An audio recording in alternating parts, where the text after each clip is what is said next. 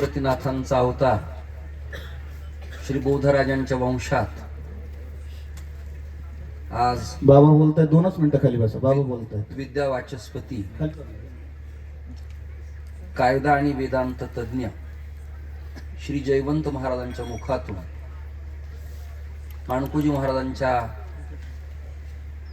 अभंग वाङ्मयावरती अस्खलित झालेलं प्रतिपादन, सैद्धांतिक भूमिका, कीर्तनाची मांडणी, कीर्तनाचं अंग, अभंगाची जाती, अभंगाचे स्वरित आणि आघात या बाबतीत आपण सगळ्यांना श्रवण केलं.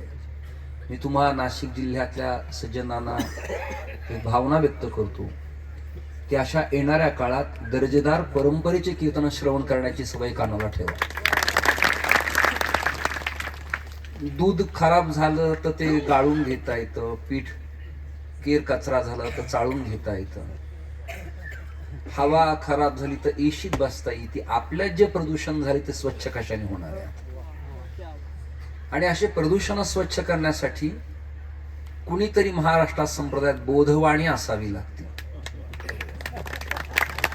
आणि ती बोधवाणी एखादा राजच देऊ शकतो, अन्याला ते देता येत नाही.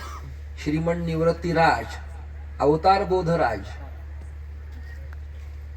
म्हणून धामणगाव पैठण, धामणगाव आळंदी, धामणगाव देहू, धामणगाव पंढरपूर आणि धामणगाव ते त्र्यंबकेश्वर म्हणजे आपल्या संप्रदायाचं गुरुस्थान त्र्यंबक.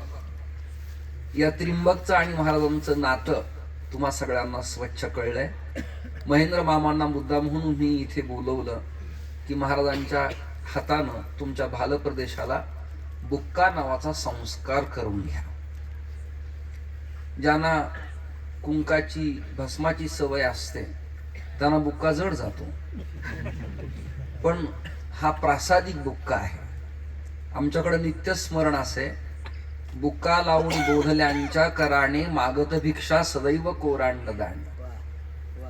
ही जी परंपरा आहे ही ज्येष्ठ श्रेष्ठ परंपरा आहे आणि ही परंपरा पालन पोषण करणं आपलं काम आहे. अनेक विद्वानांनी समीक्षा केल्या, चिंतनही केले, आनंदाने स्वीकारलंय आणि कळत न कळत खोलीत बसून त्या संबंधाने तहही केला. तरी मी न डगमगता, न घाबरता, निर्भीडपणानं माझ्या या वयात क्षमतेनं परमार्थाच्या पथावरचं पाऊल टाकत प्रवास करत राहिलो. त्याचा परिपाक पाटोद्यातला दत्त प्रतिष्ठानचा सप्ताह. हे सगळेजण संस्थेत शिकलेली आहेत, त्यांचं अध्ययन मोठं आहे आणि तेही अत्यंत विनम्रतेनं आपल्या प्रती श्रद्धा ठेवतात. समाधान महाराज आणि अन्य अनुयायी बुवा सगळेजण तुमची गाडीपर्यंत वाट पाहतात. तुमच्या कीर्तनाची आम्हाला एक अपेक्षा असते की आज उत्तम मेजवानी आपल्याला मिळणार आहे आणि बोधामृत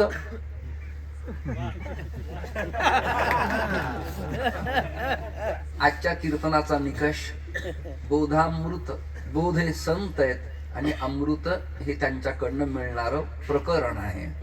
त्यामुळे हा बोधामृत योग इथे आला. एक विशाल होतं, एक नक्षत्र होतं, पण आज बोधामृत आहे आणि या बोधामृतानं आज तुम्ही सगळेजण तृप्त झाले आहात. मला श्री महाराजांची वाणी फार आवडते. मी अनेकांचं ऐकलंय, अजूनही ऐकतो. मी एक सवय ठेवली, ज्याला काही कळत नाही त्याचाही ऐकतो, ज्याला उत्तमही कळलं नाही, मध्यमही कळलं नाही त्याचाही ऐकतो आणि ज्याला खूपच कळतं त्याचाही ऐकतो. ऐकण्यानं माणसाला गुणग्राहकता कळत असते. गुणा गुणज्ञेश गुणहा भवंती, जसं भक्तांचा महिमा भक्तची जाणती. आजच्या अभंगाचा भाव जाड्यं धियो हरति सिंचती वाच सत्यम मानोन्नती पापम अपा करोती. सत्संगती काय करत नाही, जीवनाचं आत्मकल्याण करते.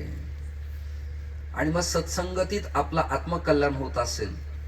मला आज संत या शब्दाची व्युत्पत्ती, त्याचा अर्थ एक नवीन पटला, आवडला, स्वीकारला.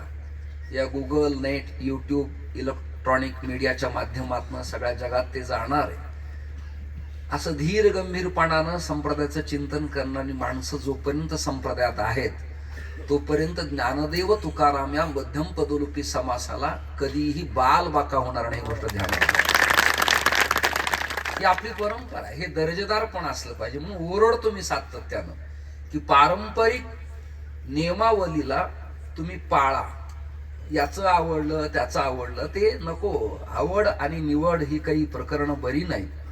काही गोष्टी अशा आहेत की कडू औषध घेताना लेकरं तोंड बंद करतात, परंतु त्याला इफेक्ट होतो, परिणाम होतो, चांगला होतो.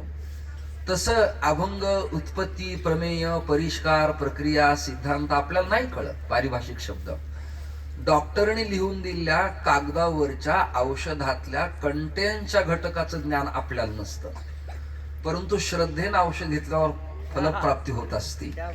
तसं हे अवघड ऐकायची सवय कानाला ठेवली की जीवन सोपं होत असतं. ज्ञानोबारायांच्या ज्ञानेश्वरीचे वेचे, नाथरायांच्या भागवतातले वेचे, रामायणातली भावना, संतांच्या प्रती असलेले सिद्धांत, दृष्टांत, एवढी समीक्षा एखादा वाचस्पतीच करू शकतो, अन्य कोणालाही करता येईल. म्हणून आपण वाचस्पती म्हणजे पारंगत आहात, विद्यानिधी आहात, डॉक्टर आहात एक. दुसरी गोष्ट, आपण कायदा तज्ज्ञ आहात. 2 लॉ आहेत माझ्या अभ्यासात. एक God is law and man is law. 2 law आहेत. एक मानवनिर्मित कायदा, तोही संविधानाचा येणाऱ्या नागरिकाला भारतात कळला पाहिजे म्हणून आपण ते अध्ययन केलं. आणि दुसरा आहे बोधराजांच्या परंपरेतला गॉड इज लॉ, हा ईश्वर निर्मित कायदा. या 2 लॉचं आपण जे अध्ययन करून समाजापर्यंत ज्ञान देत आहात, या श्रवणानं आमची कानं तृप्त होतात. मला भरून येतं, म्हणजे बोलण्याची माझी हिंमत होत नाही. वयानं, पांढऱ्या केसानं आणि साधुत्वाच्या पांघरुणानं माणसं मोठी होतात हा भ्रम आहे. खरे मोठे तुम्ही आहात. विद्याधनम सर्वधन प्रधान न चौर्यहार्यम न भातृभाज्यम व्यये कृते वर्धते एव नित्यम विद्याधनम सर्वधन प्रधान. याची विद्वत्ता आहे, त्याला सन्मानपूर्वक वागणूक आपण दिली पाहिजे. आपला स्वतंत्र विषय असला तरी येणाऱ्यांच्या प्रती आपल्या अंतःकरणात ओलावा असला पाहिजे. 350 वर्षाचा इतिहास बोधलीलांबरी ग्रंथातला संशोधन करून, शिवरामात्मजाच्या ग्रंथाचं परिशीलन करून, प्रवचनाच्या माध्यमातून तुम्ही आम्हाला दिला उजाळा अत्यंत महत्वाचा आहे. काहींनी माझ्यावर शंका घेतल्या की मग तुम्ही आदिनारायण विष्णू ब्रह्मांडांच्या वशिष्ठकम ही परंपरा सांगता किंवा आदिनारायण विष्णुम धातारम चात्रि सत्पदम दत्तं जनार्दनं चैव एकनाथम नतोस्म्यहम. पण ते दंडवत स्वामी प्रकरण आहे आणि केशव स्वामी आणि बोधराज हे एक प्रकरण. मग दोन्ही समन्वयात्मक एकत्र केले तर कुठं बिघडतं, काय अडचण काय? कारण बोधराज महाराज पैठणला येत असत, जात असत. धामणगाव ते पैठण मार्गात राजुरी नवगण पाहुणी चतुरानन संतोषले अंतरी, असं प्रकरण जर माझ्या कंठस्थ पाठ आहे आणि प्रामाण्यानं तुम्ही जसं प्रयत्नाने परीक्षा देऊन डॉक्टरेट मिळवली किंवा मिळाली विद्यापीठाच्या अंतर्गत, तसं ग्रंथ संशोधन विषयात एका अभिमत युनिव्हर्सिटीनं मला डॉक्टर ऑफ लिटरेचर दिलेली संशोधन विषयाची. त्यामुळे ग्रंथ, वाङ्मय, संतचरित्र, चारित्र्य, लालित्य आणि साहित्य या संबंधानं समीक्षा आपल्या जीवनात असली पाहिजे. लोकांना खूप वेदना होत आहेत. उद्याच्या कीर्तनात मी येणाऱ्या 12व्या वर्षाच्या संबंधानं चर्चा करणार आहे. देवानं त्यांना सुखात ठेवावं, आनंदी ठेवावं, त्यांचा अभ्युदय व्हावा, त्यांना आरोग्य उत्तम राहावं, दत्तप्रभूंनी कृपा करावी अशी मी भावना व्यक्त करतो. आपल्याकडे जोग परंपरा आहे. जोग परंपरा ही नाथजतीतली आहे. जती म्हणजे यती. आपल्याकडे झुळी आहे आणि शृंगेरी परंपरेचं भगव उपर्ण आणि फेटा आहे. बोधराजांच्या परंपरेत कीर्तन करताना कीर्तनकार मागे प्रणाम का करतात त्याचं कारण आहे. श्रीहरी टाळ घेऊन मागे उभा आहे स्वतः पांडुरंग परमात्मा. म्हणून ही परंपरा थोरली आहे. देहूकरांच्या परंपरा आहेत, भास्करांच्या परंपरा आहेत, पैठणकरांच्या परंपरा आहेत, नामदेवराय वंशजांच्या परंपरा आहेत, त्याचबरोबर बहिणाबाई पाठकांच्या फडाच्या परंपरा आहेत, निळोबारांच्या परंपरा आहेत. ज्याच्या त्याच्या परंपरा ज्याच्या त्याच्या मानाने श्रेष्ठच आहे, परंतु सर्व समन्वय साधणार असं एखादंच व्यक्तिमत्व उदयाला येत असतं की फडकऱ्यांची परंपरा, विद्वानाच्या सभेत बसणं, उपासक आणि अभ्यासक एकत्र बहुधा येत नाहीत. हे माझं ऑब्झर्वेशन आहे आतापर्यंत. उपासक चैत्री, माघी, कार्तिकी आणि पंढरीची आषाढी या प्रकरणात गुंतून घेतलेलं असतं. त्यातूनही वेळ काढून आपल्या दादांच्या कृपेनं कृपांकित होऊन तुम्ही भाऊंच्याकडं केलेलं अध्ययन, आबांच्याकडं ऐकलेलं किंवा विद्वानांच्या संघात तुमची झालेली ही चर्चा आणि ही संगोष्ठी तुम्ही जे कीर्तनाच्या माध्यमातून करताय, म्हणून माझा दुराग्रह असतो की मी तिथे येतो, पण बोधले महाराजांना बोलवणार आहेत का तुम्ही? वाहेगावचे लोक असतील, समाधान महाराज असतील, आमचे नवनाथ बुवा असतील, कोणी पण बुवा असू दे, बाळू महाराज असतील, आमचे अण्णा असतील, हे राऊत काका असतील, अरे तुम्ही त्यांना घेता का? मग मी एक दिवस देतो, नाही तर माझा दिवस त्यांना द्या, मी निवांत थांबतो. मोठी माणसं येत असतील तर आपण लवचिक व्हायला पाहिजे. मला अमृतानुभवातला एक भाव आठवतो, तुमच्यामुळे बोलतो. यांना अमृताचा अनुभव काय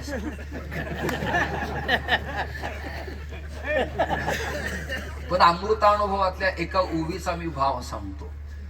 ज्ञानोबा रायांनी त्या कमलदलाला असं विचारलं, का रे तू एवढा सुगंधी आहेस? त्यातला स्त्रीकेशर, पुकेशर अगदी डौलदारपणाने दिसतोय, पाकळ्या सुगंधित आहेत आणि वारा पश्चिमेचा झुमून तुझ्या अंगाला येतो तेव्हा त्या सुगंधानं मन वेड पिस होतं. कसा रे विकसित होतोस तू? अशी भावना विचारली. तेव्हा माऊलींची खुबी, खासियत काय, शब्दांचा प्रभाव काय? माऊली माऊलीच. महाराष्ट्र सारस्वताला जगाच्या पाठीवर वेळ लागावं असं वाङ्मय संत संप्रदायाखेरीज अन्यत्र कुठे नाही. लक्षात धरा तुम्ही. ते म्हणाले, का रे तू विकसित होतो? ते कमळदल म्हणाल, मी कशाला विकसित होतो? विकसित होण्याचं सामर्थ्य माझ्यात काय? मी कीर्तन करतो, प्रसिद्धीला आलो, तुम्ही म्हणालात वृद्ध झालो. मी कसला प्रसिद्ध, मी कसला विद्वान, मी कसला परंपरेचा पाईक? अजिबात नाही. ते कमलदल म्हणाल, मी कसला विकसित, मी कसला प्रकाशित, मी कसला सुगंधित? मला सुगंधित करणारी सत्ता अदृश्य स्वरूपाने आहे. आणि ती अदृश्य सत्ता त्याच्या सत्तेनं सूर्याला उदयाला आणते. आणि मग सूर्य उदयाला आला की त्याच्या किरणानं माझ्या पाकळ्या खुलायला लागतात, त्यातला स्त्रीकेशर, पुंकेशर डोलायला लागतो आणि सुगंध दरवळतो. मी जो विकसित होतो तो सूर्य किरणाच्या सत्तेनं विकसित होतो, ईश्वरीय सत्तेने विकसित होतो आणि मग माझा सुगंध दरवळतो. तस हे नाशिक जिल्ह्यातले पाटोदा प्रतिष्ठानातले श्रोते हे सूर्य किरण आहेत आणि त्यांच्या विकसित किरणामुळं बौद्ध राजाच्या तत्वज्ञानाचं कमल विकसित होत आहे.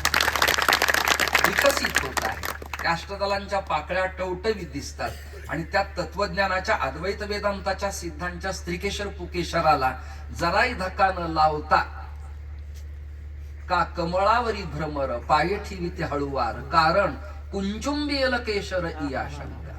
ही माऊलींची भावना आहे. मी रोज एवढी बडबड करत नाही, कारण करावं असं वातावरण असतं असं नाही. कारण की कीर्तनकारांचं ओवीचं नातं कीर्तन होईपर्यंत आलं तर ते वेगळंच नातं समजावं लागतं.